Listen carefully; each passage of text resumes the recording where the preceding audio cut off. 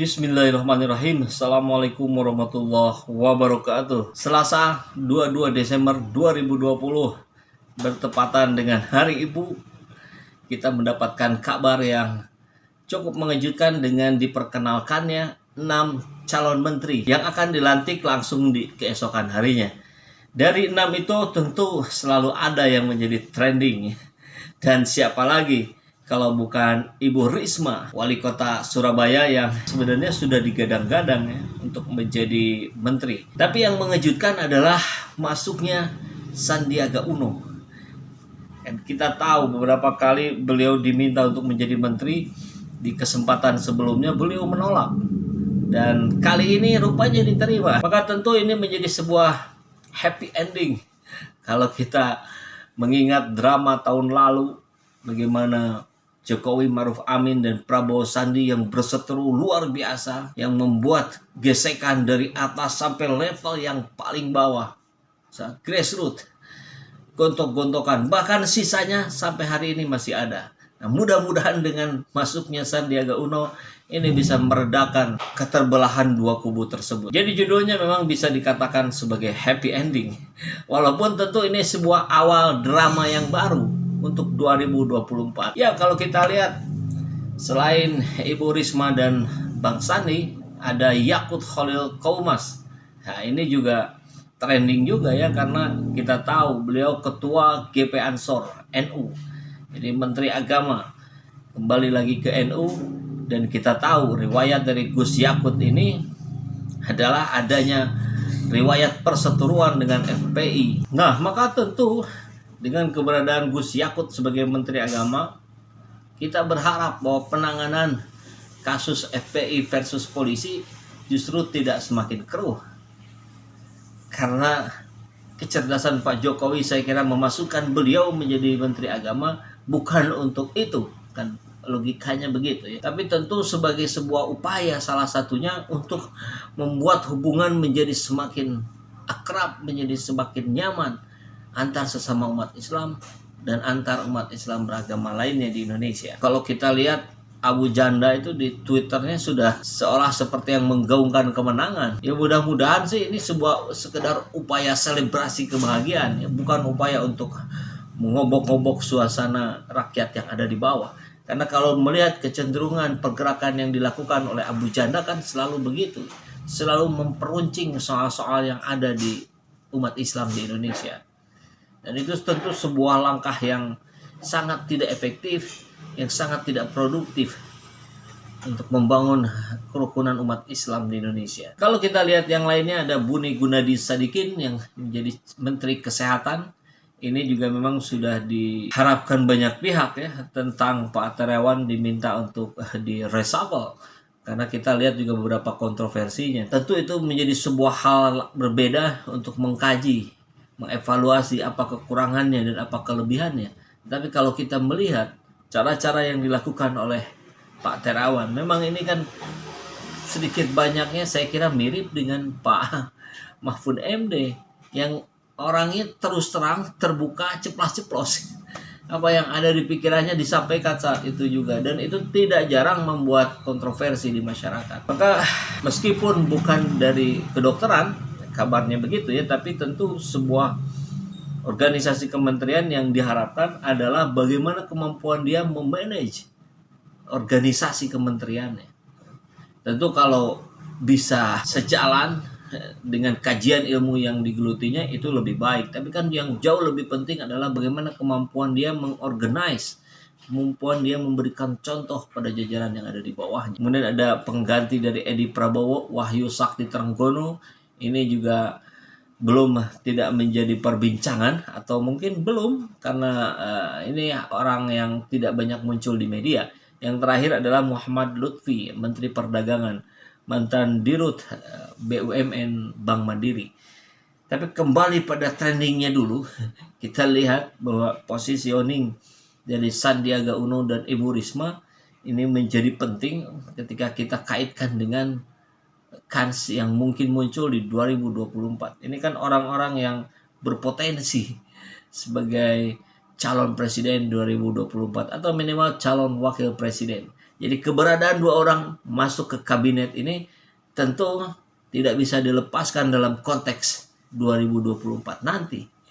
Kalau kita melihat Pak Prabowo dengan Sandiaga Uno yang memang sama-sama di pengurus terasnya Gerindra, kemudian dua-duanya masuk ke jajaran kementerian Pak Jokowi hari ini, tentu ini menjadi sebuah langkah yang strategis. Karena dua orang ini nanti akan terus-menerus muncul di media massa, yang akan terus menjadi perbincangan publik. Dan ini modal yang sangat bagus untuk 2024 nanti. Agak berbeda barangkali dengan keberadaan Ibu Risma. Ini saya kira akan mengubah konstelasi popularitas dan elektabilitas calon dari PDIP. Ya, kalau kemarin yang muncul Puan dan Ganjar Pranowo, nah sekarang menyusup masuk Ibu Risma. Dan apakah itu akan menggeser Ganjar Pranowo atau bahkan Puan Maharani? Kita akan lihat nanti sejalan dengan beriringnya waktu. Tapi tentu yang menarik juga adalah bagaimana penempatan dua orang yang populer ini, ya, dan selain populer juga dikenal dengan integritasnya yang kuat. Ya. Kita tahu Ibu Risma sangat gigih dalam membangun kota Surabaya, kemudian memiliki integritas yang teruji dalam berbagai persoalan yang terjadi di Surabaya. Begitupun juga dengan Sandiaga Uno. Bagaimana effort yang luar biasa, pengorbanan yang luar biasa dia lakukan sampai mengeluarkan uang yang terbanyak saya kira dibandingkan calon presiden atau wakil presiden yang lain. Tapi kemudian ketika ada kesempatan pertama menjadi menteri, beliau menolak. Dan kemudian sekarang baru masuk. Dan di titik sinilah netizen kemudian beramai-ramai mengatakan ucapan terima kasih dan bahagianya dua orang ini masuk ke jajaran kementerian. Maka tentu yang diharapkan oleh rakyat hari ini adalah pastinya yang pertama bahwa dua orang ini jangan sampai tersangkut kasus korupsi.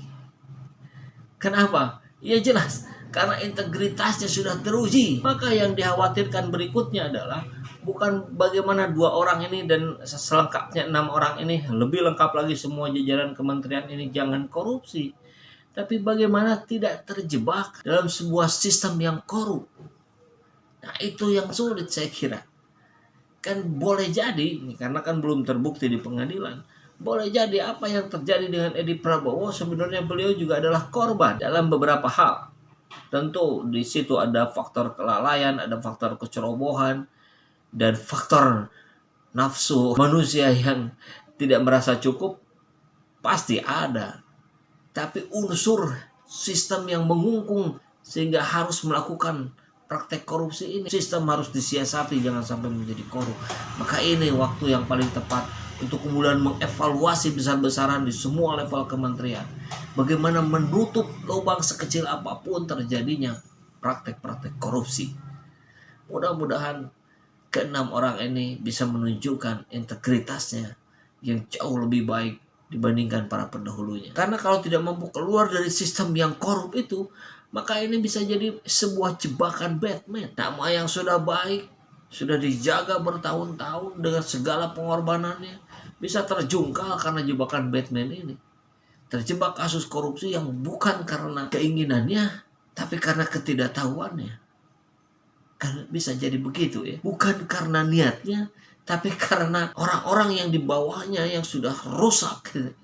Kemudian dengan sadar atau tidak disadari masuk ke dalam sistem yang korup. Maka lagi-lagi memang sistemnya yang harus dibenahi. Harapan rakyat jelata sih sederhana saja. Tunjukkan perilaku kalian para tokoh baru di jajaran kementerian yang merakyat, tapi juga betul-betul peduli kepada rakyat. Bukan yang merakyat, tapi yang mengkorupsi harta rakyat. Ya mudah-mudahan ini menjadi nafas segar dan harapan baru kita menuju Indonesia yang jauh lebih baik. Yang terpenting adalah kemudian kita bisa segera bangkit dari keterpurukan akibat pandemi COVID-19 ini dan akibat rusaknya sistem bernegara kita karena perilaku orang-orang yang korup. Buat Bu Risma, selamat bekerja. Jangan terlalu banyak marah-marah lagi Bu ya. Jangan terlalu sering nangis-nangis lagi. Biarlah aspek-aspek emosi itu menjadi bagian dari yang lebih privat, lebih individu. Tapi untuk dilihat, ditonton oleh ratusan juta rakyat Indonesia, saya kira itu menjadi kurang elok. Tapi terlepas dari itu, Ibu sudah menunjukkan prestasi yang luar biasa dan mudah-mudahan prestasinya bisa ditunjukkan di jajaran Kementerian Sosial. Berantas habis itu Bu, para pegawai, para staf-staf yang bisanya cuma hanya mencilat ke atas sekaligus menginjak ke bawah dan menyikut yang di samping. Saya percaya Ibu bisa melakukan itu. Mudah-mudahan insya Allah.